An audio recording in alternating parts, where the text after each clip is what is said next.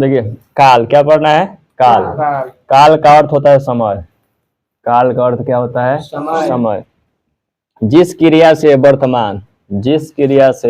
वर्तमान भूत भविष्य के समय का बोध हो उसे काल कहते हैं। जिस क्रिया से वर्तमान भूत भविष्य के समय का बोध हो उसे काल कहते हैं। जैसे राम खाता है, मोहन जा चुका था, सीता गीत गाएगी। पहिलका में क्या काम बा? पहिलका में काम बा कि अभी काम वर्तमान में बा। मोहन का कहता? मोहन जा चुका था यानी काम समाप्त हो चुकल बा।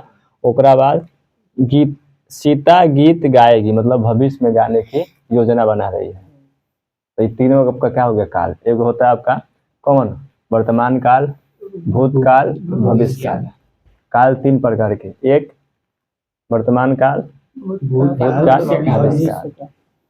अब देखिए इधर खत्म हो गया आपका। कहता है काल के तीन भेद हैं। काल के तीन भेद, वर्तमान काल, भूतकाल, भविष्य काल। अब हम लोग को पढ़ना है शब्द और उनके भेद। क्या पढ़ना है? शब्द उनके भेद। कहता है शब्द भाषा की लघुतम सार्थक इकाई। भाषा की लघुतम सार्थक इकाई को शब्द कहते हैं। जैसे घर, घर का है देख लो, घर स्रोत उद्यम के आधार पर शब्द के चार प्रकार होते हैं। शब्द के पूछ दी उद्यम के आधार पर कितना प्रकार होला? तो चार प्रकार। पहल का नाम का बा? तत्समक। का बा? तत्समक। दूसरा का नाम का हुई तद्भव। तीसरा का नाम का हुई देशज। चौथा का हुई विदेशज। ले लो देखा लोगिन तत्समक कामना कहल जाला। पहल का पॉइंट बा तत्समक। तो तत्समक कामना कहल जाई तत्समक है देबा। कहता संस्कृत के मूल शब्द को तत्समक शब्द कहते हैं। संस्कृत के मूल शब्द को तत्समक कहते हैं। जैसे अश्रु, अश्रु लिख लेबा। कर्पूर, कपाट आदि सब का है? तत्समक है। का है? कपूर कौन चीज है?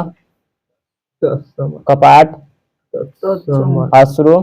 अब देखो तद्भव, संस्कृत शब्द के बदले रूप को, संस्कृत शब्द के बदले रूप को तद्भव कहलाते हैं। जैसे आंसू, कौन चीज? आंसू।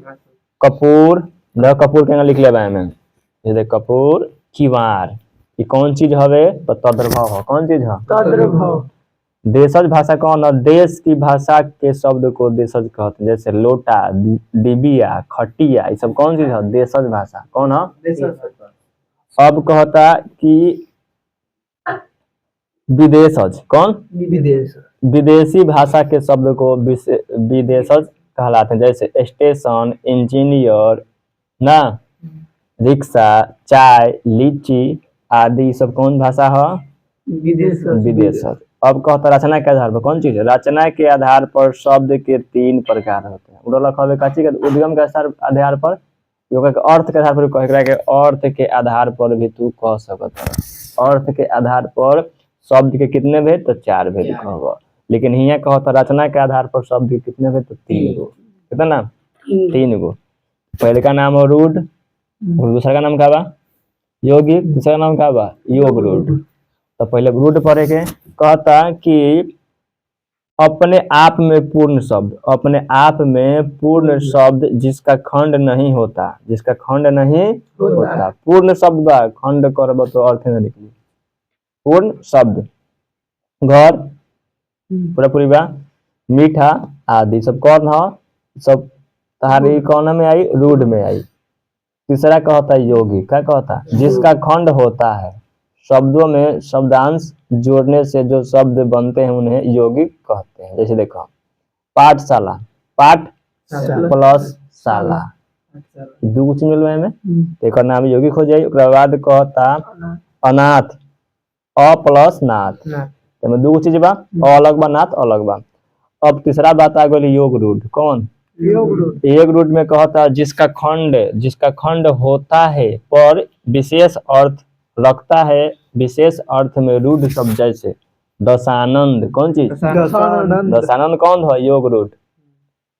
चंद्रमौली, कौन?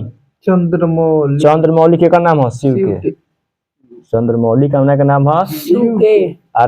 दशानंद रावण के। तहार का हो गई शब्द और शब्द के भेद भी तहार कंप्लीट हो गई। तनी एकरा के तनी ओके करा।